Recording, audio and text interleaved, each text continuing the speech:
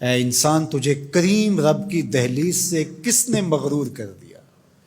کیوں دھوکے میں مبتلا ہو گیا؟ مالک کی دہلیز چھوڑ کے بھاگ گیا۔ ما غرک بربک الکریم، کریم رب سے تجھے کس شے نے مغرور کر دیا؟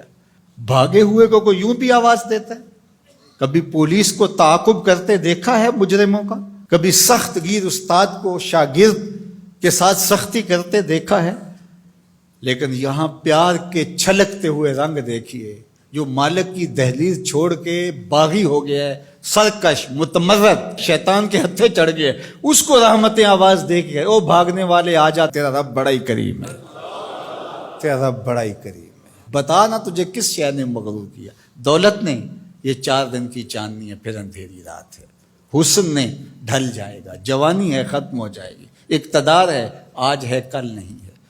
تو پھر کس بل بوتے پہ تو رب سے غافل ہو گیا ہے؟ آجا پلٹ کے، آنا تو پڑے گا تجھے، بھاگ تو سکتا نہیں ہے۔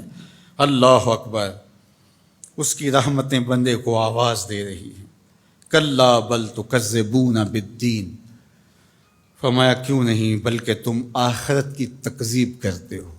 جو تم دنیا کو اپنا خدا بنا بیٹھے ہو، تو اس کا مطلب سیدھا سیدھا یہی ہے کہ تم آخرت کی تکذیب کرتے ہو۔ آج اثر و رسوخ سے، آج چالاکی سے، مکاری سے تم دنیا کی گرفت میں نہیں آتے، لوگوں کی نظروں میں بھی اچھے رہتے ہو، عدالتیں بھی خرید لیتے ہو اور تھانے بھی بک جاتے ہیں، آج تمہارے جرائم بھی چھپ جاتے ہیں، لیکن ایک دن ایسا آنے والا ہے جب حکم اللہ کے ہاتھ میں ہوگا، جب ترازو پورا پورا تولے گا۔ وہ عدالت لگے گی تو وہ عدالت 100% پورا پورا تولے گی۔ انصاف ہوگا، وہ انصاف کا دن آنے کا ہے۔ قبل اس سے کہ وہ وقت آئے کوئی حجت باقی نہ رہے، تمہیں اپنی آخرت کے لیے تیاری کر دینی چاہیے۔ سورہ الانفطار ہمیں بتاتی ہے کہ ہم اپنی زندگی کو منظم کریں، اپنی زندگی کو اللہ اور اس کے رسول کے بتائے ہوئے طریقے کے مطابق بسر کریں اور اپنے رب کی راہوں کے مسافر ہوں۔ جتنے بھی جرم کیے ہیں، وہ کہتا ہے میرے بندے میں کریم ہوں، آجا پلٹ کے۔ یہ نہیں دیکھوں گا تو نے جرم کتنے کیے، یہ دیکھوں گا تو پلٹ کے میری دہلیز پہ آ گیا ہے۔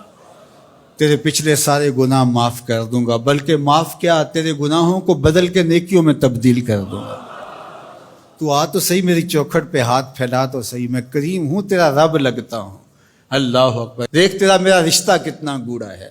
دیکھیے ماں کا بیٹے کے ساتھ جو رشتہ ہے، دنیا کے کسی ترازو پہ اس رشتے کی پیمائش ہو سکتی ہے؟ مائیں کتنے دکھ نہیں جھیلتی، کتنی تکلیفیں گوارا نہیں کرتی، لوگوں کے گندے کپڑے دھو رہی ہوتی ہیں اپنی اولاد کا پیٹ پالنے کے لیے۔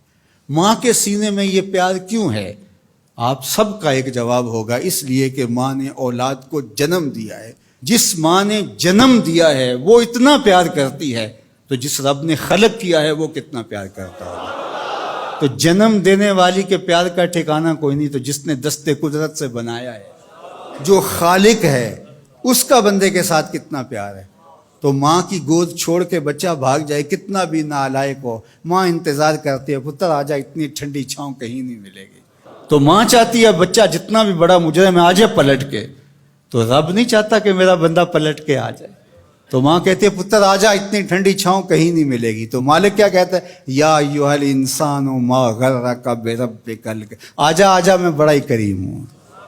میں یہ بھی نہیں کہوں گا کہ تو نے یہ جرم کیا تھا، تو آ گیا، یہ کافی ہوگا۔ تیرا آنا ہی میری خوشنودی کا باعث ہے کہ تو پلٹ کے آ گیا ہے۔ اللہ تعالی ہمیں سچی توبہ کی توفیق دے۔